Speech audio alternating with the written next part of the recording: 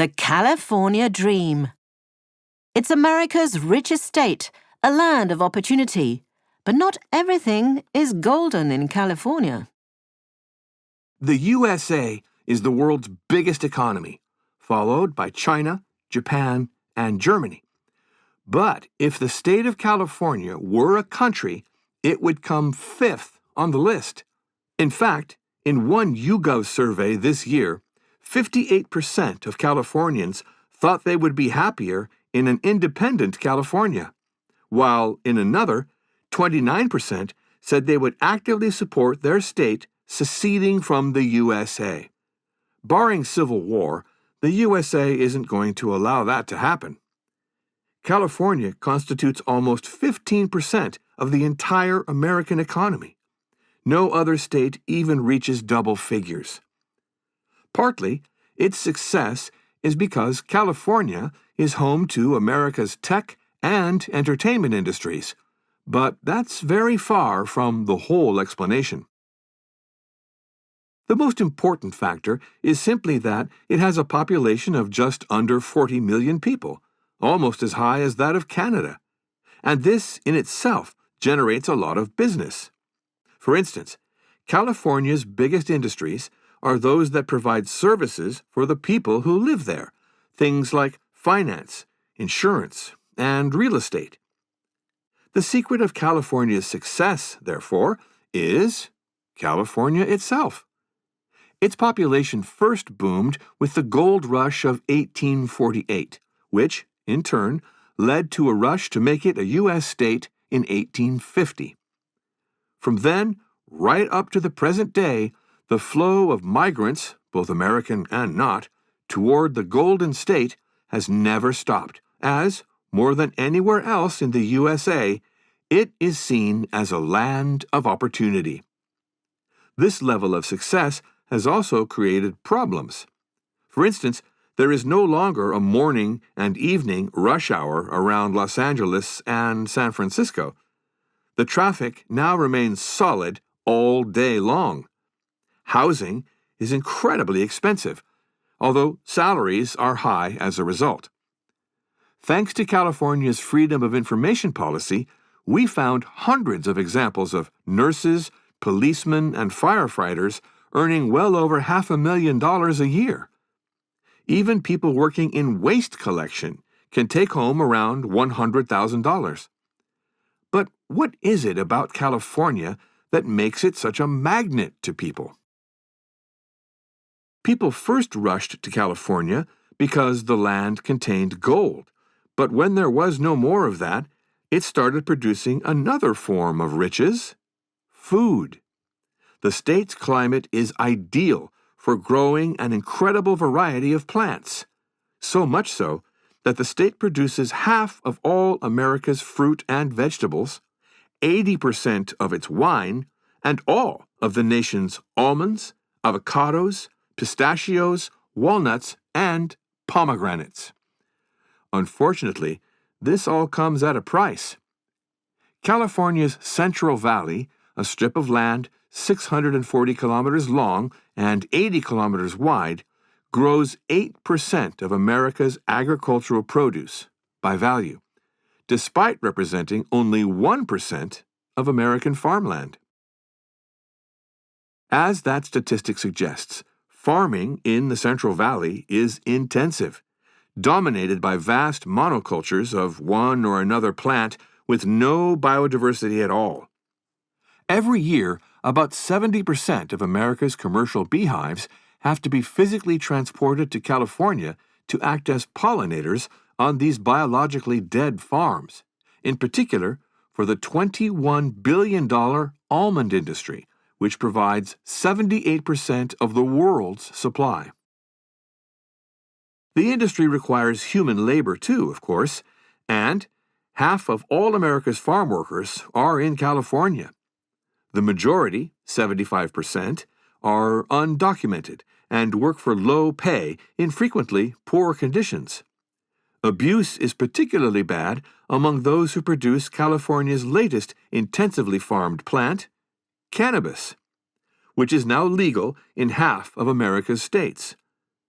A Los Angeles Times report recently revealed 35 cases of workers dying due to poor conditions, and a pattern of immigrants not being paid and suffering sexual abuse. Massive overproduction, meanwhile, has led to the price of cannabis crashing and farms going out of business. At least this is good news for the wealthy residents of Santa Barbara, where many farms are located, because the entire town and beachfront regularly stink because of the cannabis plants. We're a long way from the innocent days of California's hippie counterculture in the 1970s. It's easy to assume the draw of California has always been the great weather and the natural beauty. No other state has 9 national parks, after all, nor the possibility of surfing in the morning and skiing in the afternoon. But the crucial factor in California's success today was something much darker: war. During the Second World War, California became the American military's most important state, essential to the fight against Japan in the Pacific. The Cold War immediately followed, and about 1/4 of the Pentagon's budget went to California. By 1960, $5 billion in defense funding was being spent each year in the state, a figure several times bigger than the entire state budget in those days. This was the catalyst that turbocharged California's industrial growth and population boom. Without it, the state may have remained essentially agricultural. With the end of the Cold War, the Pentagon closed many of its bases in California. It still spends around $61 billion there each year, but this now only represents 1/4 of the state budget, and just 1.5% of the state's $3.9 trillion economy. And even if $61 billion is a lot of money, it's less than 1/10 of the Pentagon's budget, which is now spent elsewhere, principally in Texas. This, in turn, has massively impacted Californian politics. Until the 1990s, it was a mostly Republican state.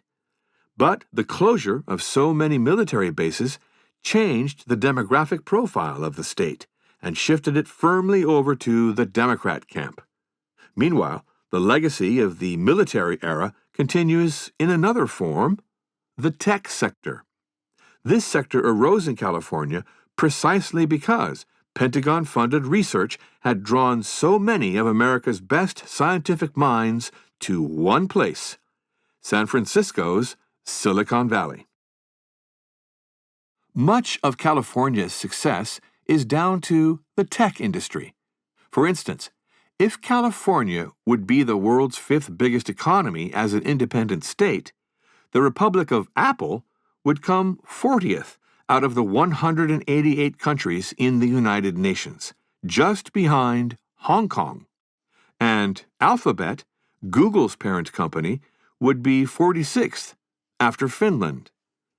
While these figures are incredible, they may soon be surpassed. In the past couple of years, San Francisco has become the mecca for anyone who wants to work in artificial intelligence, AI.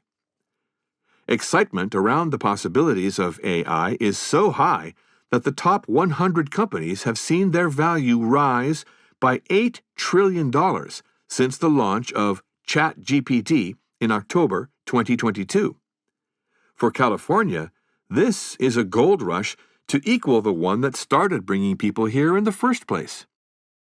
Ironically, though, the success of California's tech sector is now starting to pose problems for the state.